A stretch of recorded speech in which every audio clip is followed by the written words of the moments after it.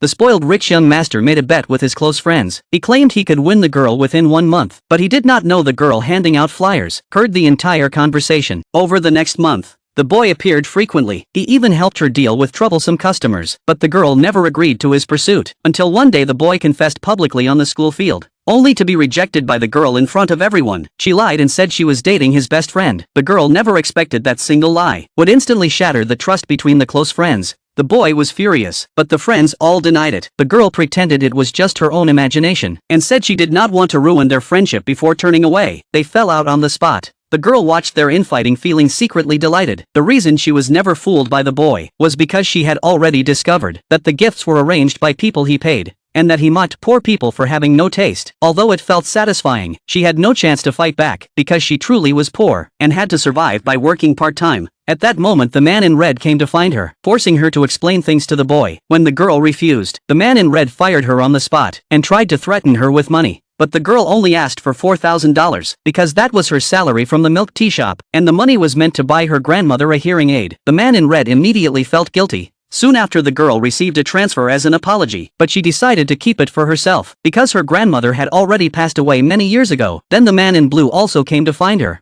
and threatened her with an exchange slot. Before she could even feel wronged, the man in red rushed in to help her. The man in blue misunderstood and thought they were dating, so he left after making harsh remarks. Seeing that she was dressed too lightly, the man in red gave her a trench coat, but as soon as they stepped outside, they ran into the man in blue. He confronted the girl on the spot. She immediately threw the coat away, and said her late mother had taught her never to accept gifts without earning them. The man in blue instantly felt ashamed. He bought her new clothes and told her to come downstairs. When she came down, she found the man in red was also there. She suddenly leaned toward the man in blue, and shouted that she was being bullied. The man in red threw a punch at the man in blue, while the girl watched from the side with satisfaction.